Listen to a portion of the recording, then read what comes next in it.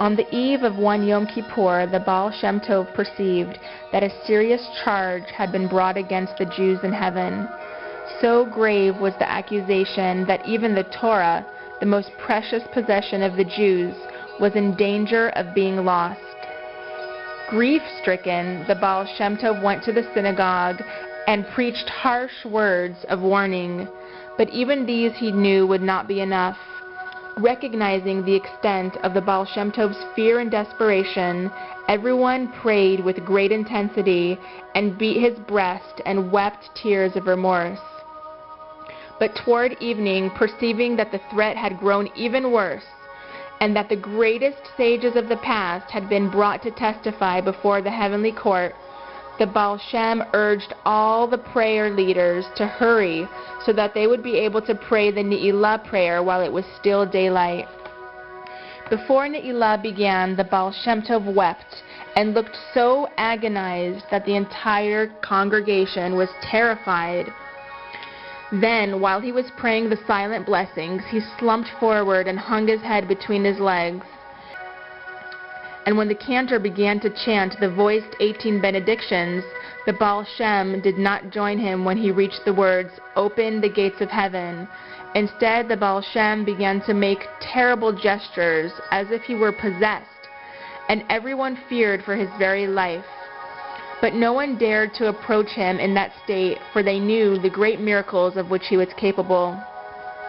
This continued for what felt like an eternity.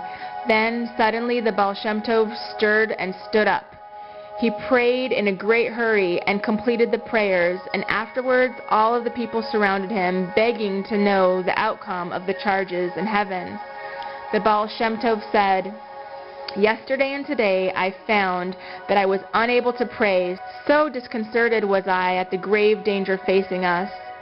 Only during the silent benedictions did I find that I could pray again, and then I ascended from one of the palaces of heaven to another with great difficulty, along with our prayers, threading my way to paradise. For I knew I had to appeal directly to the Holy One, blessed be He, for mercy.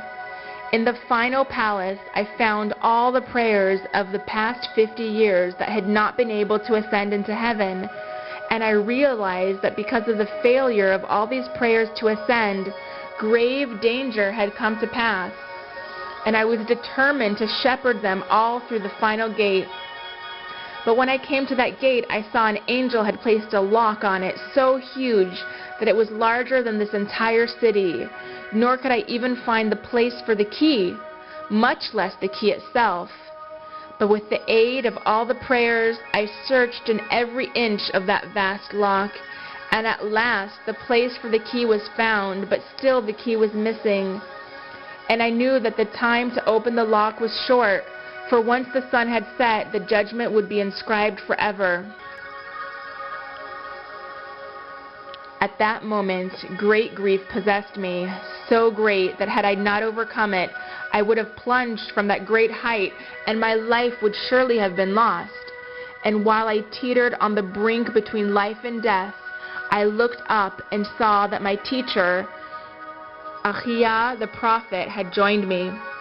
And he said, "Come with me to the palace of the Messiah, for only the Messiah has the key to unlock this terrible lock."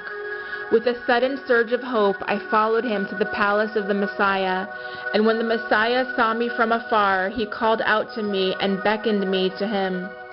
And he embraced me, and in his embrace I recovered all of my hope and shed all my fear. And he said, "I do not know whether you will open the gates, but if you do, redemption will surely come to Israel." Then he gave me the key that consisted of 2 holy letters of the alphabet. I thanked the Messiah with all my heart for myself and for every one of us. And I hurried back, used the key, and the gate flew open at my touch. Then the myriad of prayers that had been held back for so long rushed forward, carrying me with them, and we entered into the highest heaven. And at that moment, the moment of judgment, the accuser suddenly became silent, and I did not need to argue, for the presence of the prayers spoke for itself, and the decree was canceled. This story comes from Gabriel's Palace, Jewish Mystical Tales, selected and retold by Howard Schwartz.